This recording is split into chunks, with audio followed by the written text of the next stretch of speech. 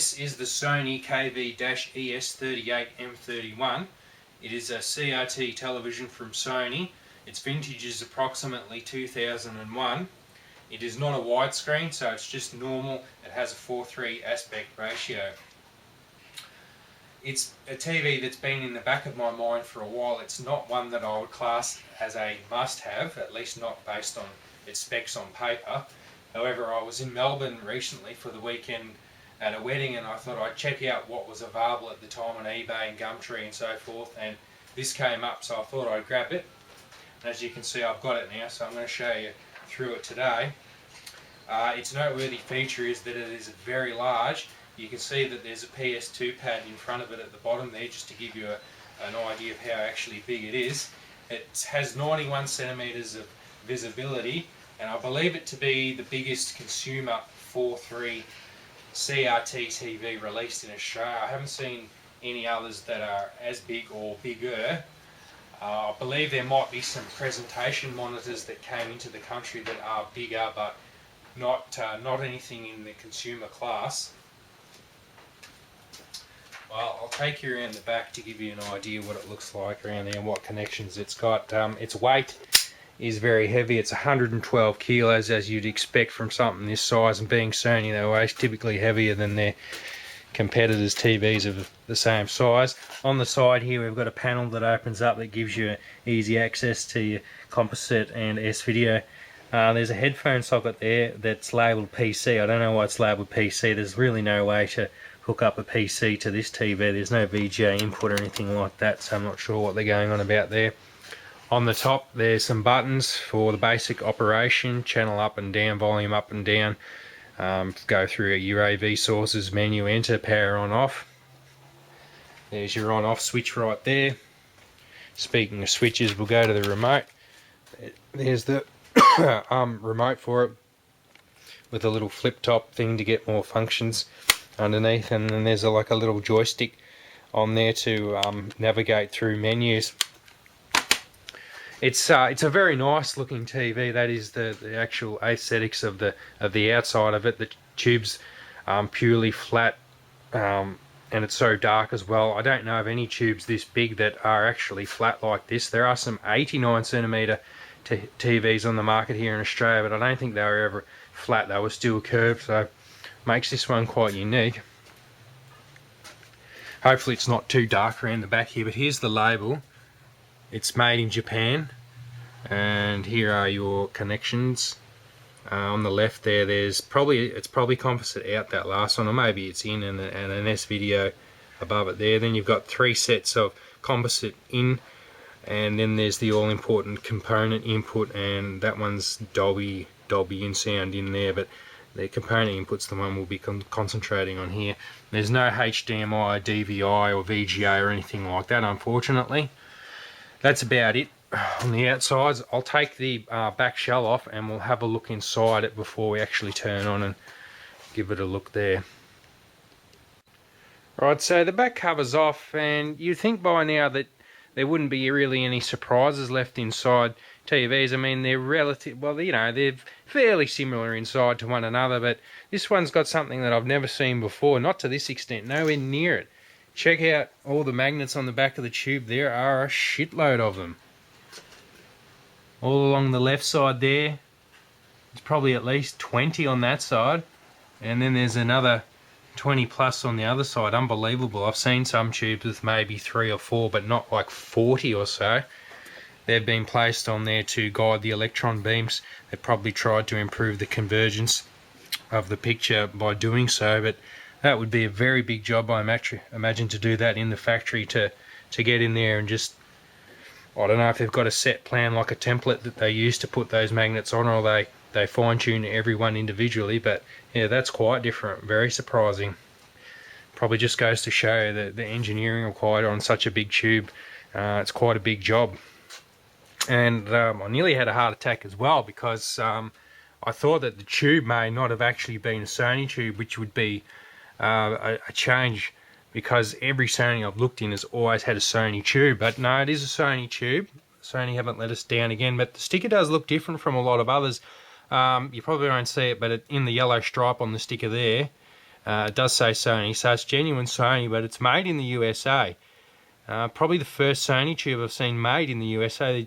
Always Japan prior to this, and the size of the tube there is actually 90 centimeters. So 91's the tube sticker takes priority on what is the true visible size. So I'd have to call it a 90 instead of 91.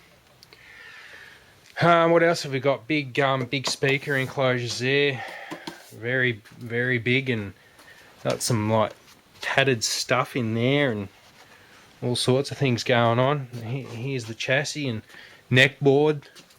You got a neck board on the back there and another neck board there. Geez, they got sophisticated in the end, these CRTs. Bloody hell. And all the doodah down there in the bottom. Well, that's about it. I should really blow the dust out, but I can't move this TV anywhere, and being inside the shed here, I don't want to stir the dust up and get it into the shed. I'll probably just put it back together as is. Righto, we'll have a look at the picture now. We'll get to the end of the video. We'll have a look at the real deal of the TV. I wasn't going to bother to get out the pattern generator, as you can see there on the left, but after seeing all those magnets, I thought it would be worthwhile just to have a look at this pattern and see what it looks like. The magnets have been put on the back of the tube to try and improve the landing spots of the electron beams to get a more uniform image, but I suppose it's fairly typical really what we've got in front of us.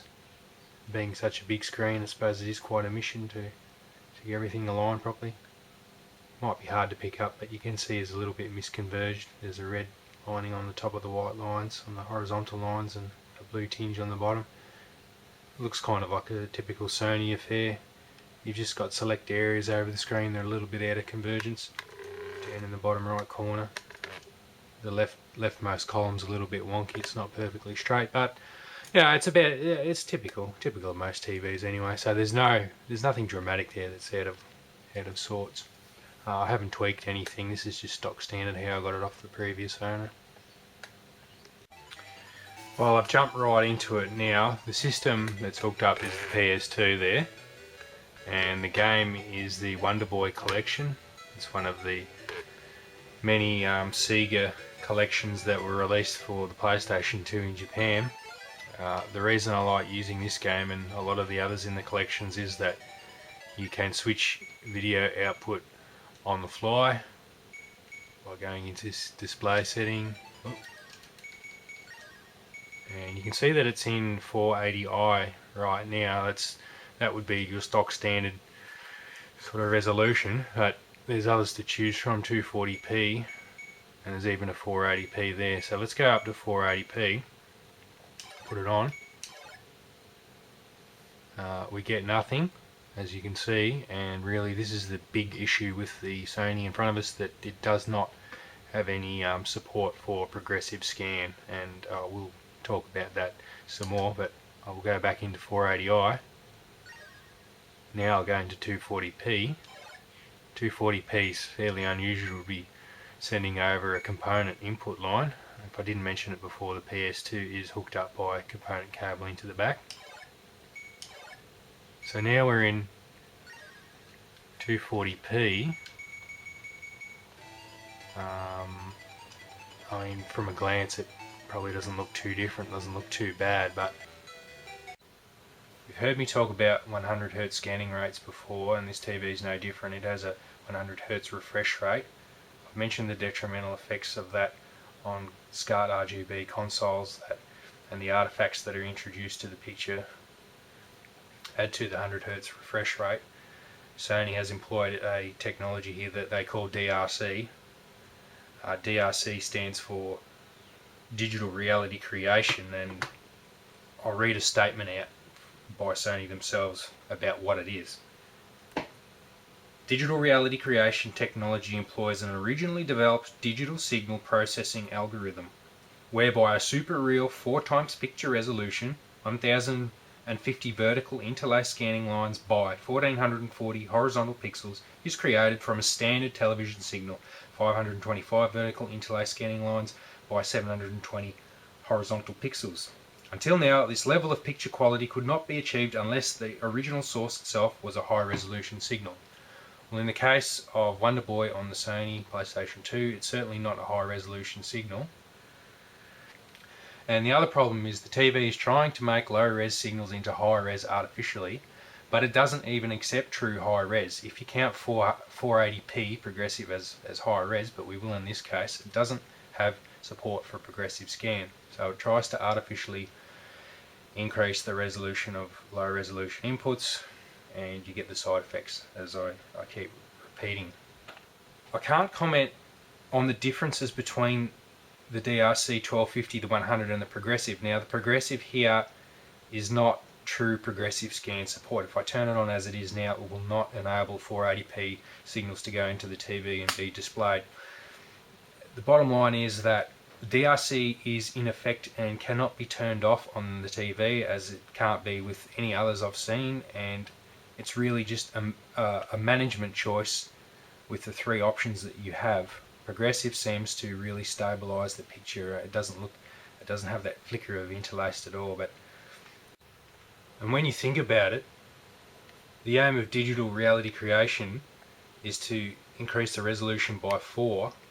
If we get 4 times as many pixels on the screen, we don't have any room left for true scan lines. Not classic scan lines where every second line is blank. I can zoom in quite a lot, and you can see there that there are spaces between pixels, but there is no true blank lines anywhere. There is no one line of pixels highlighted, one line of pixels blank. That is not the case.